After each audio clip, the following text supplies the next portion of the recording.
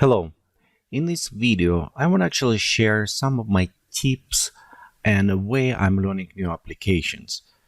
I'm learning about new application and I need not just learn, I need go to the level of the total understand how it's work, due to the maybe work for the beta to analyze how a problem with application, review some application and teaching how to work with this application with different any applications.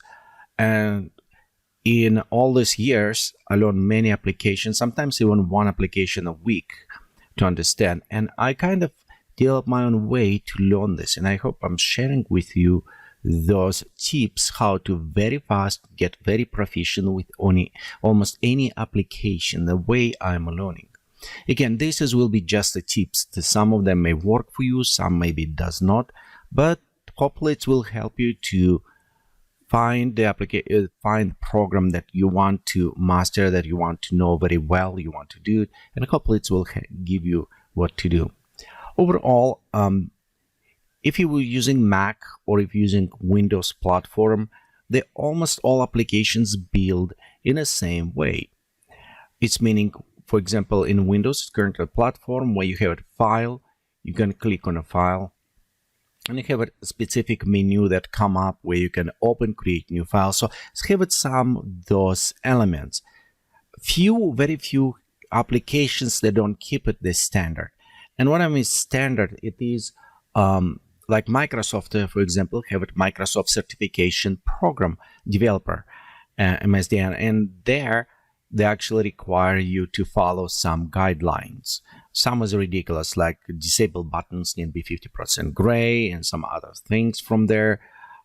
But they try to standardize, they try to make for the people so they don't spend time, instead be productive, spend time to going over the menus and try to figure out ways like it. So they already some standards. But how I say, some applications does not do that way. And some of them still have this kind of weird classic interface. I say weird classic because it is designed specifically some interfaces and people become familiar. Like, for example, in a Poser, you have all these navigations that is specific to this, same like in a Bryce or other ones. But again, they are some unique somewhat, but they still have some similarity in a drop-down menus and a toolbar. Some other applications, for example, like a photo key, you'll notice right here a little bit different. But again, you still have some of those generic similarity, like a file where you can save it and all this option. So here's the things when I start work first time in applications, any applications we open, it is you open the interface, and most important, if you can, on the side, if you have a dual monitor, that will help a lot. Just go ahead and open manual. Manual can come as PDF files, so you can open, or it's also more and more companies come and creating online. With online, you can update all the time, so it's kind of always fresh information. Doesn't matter which one you access, but problem with online, you need to have internet connections. So in many cases, just have it PDF or on yours will help.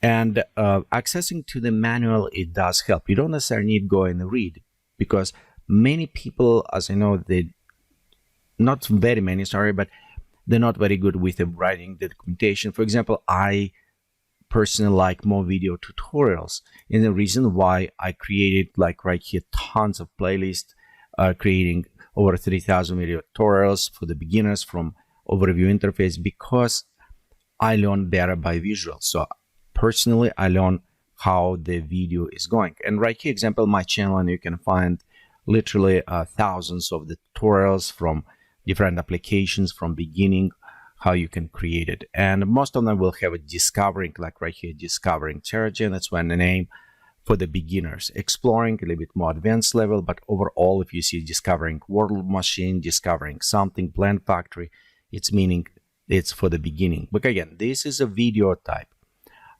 You also can go with the writing documentation, and depend how you accept this. I do recommend for you to have this manual open. In this case, if you, as you're going on through the applications, you will have it questions, and you can go on a Google or other search engine and search through there, going through the forums, find answer, or post it and hope somebody answer. But you can always go back to the documentation, and how in early ages, we usually people when ask us on the BBS or other ones, you just says RTFM, read the freaking manual.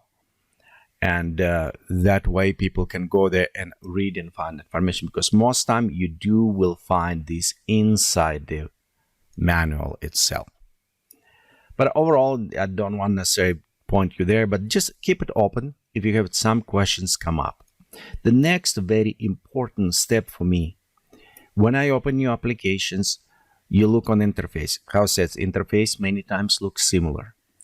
And start going over application, just little bit, click on open menus and express yourself like you're teaching someone.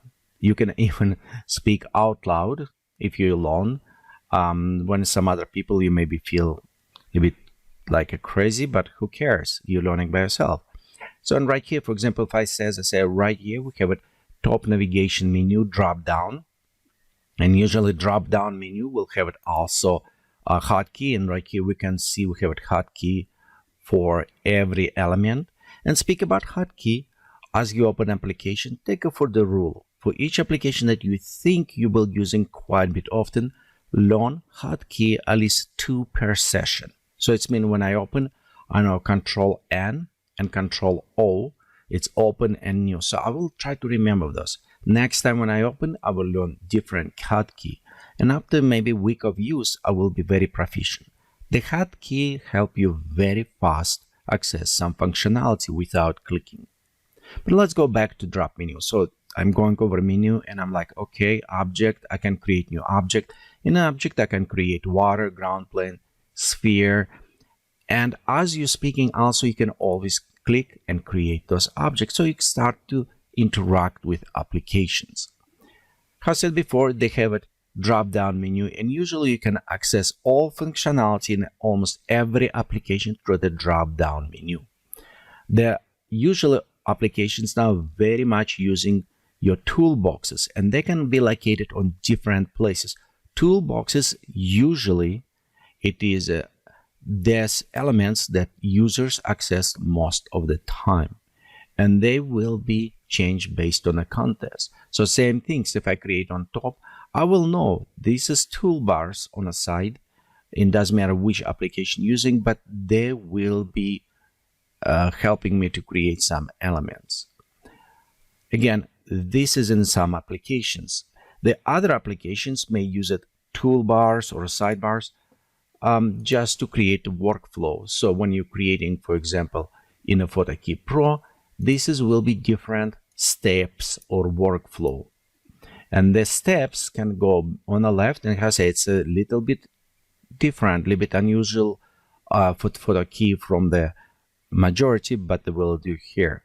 The other applications, for example, like Lightroom, sometimes they have it steps on the top right. For example, Lightroom or Luminar will have it on the side. Usually, most applications will have it properties or twinking when you can adjust on your right side. And I found this, it is located to many other ones. The poser will have it right here. View will have it properties, TerraGen, Photoshop. We can go to almost all applications and find. Again, let's look now on TerraGen a little bit different. You notice the property window you will identify by creating all of this adjustment and sliders. So if we select a different ones, you can notice right here, it is not on the right, on the left. Most modern applications also allow you to customize their own interface.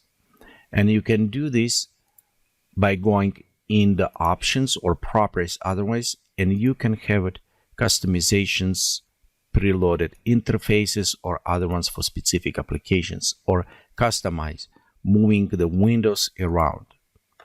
Again, this is all a lot of stuff, and you sometimes get lost. So the step one, I say open applications, Step 2, open manual or documentation. If you open on second one, don't get overwhelmed with all of this lot of information, and start explaining to yourself where it was located. That's what I do for myself. So going main, I want to be a little bit familiar. I don't need to be expert at this point with the UI, but I want to be familiar with where what located.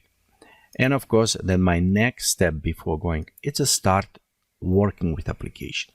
By creating even simple things in application, I'm learning how it's work.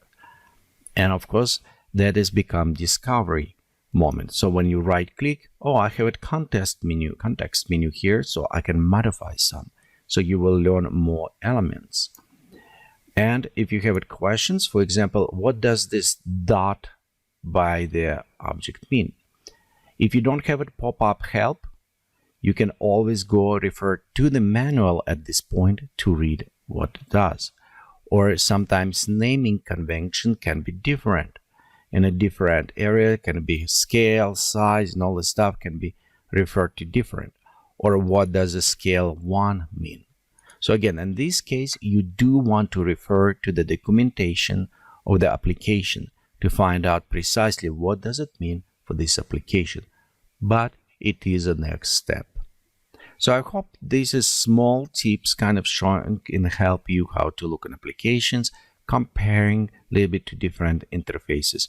And again, this is first tutorial on this or video, and I'm going to have it more on the tips, specifically how to learn new application in a very fast and proficient way. Thank you.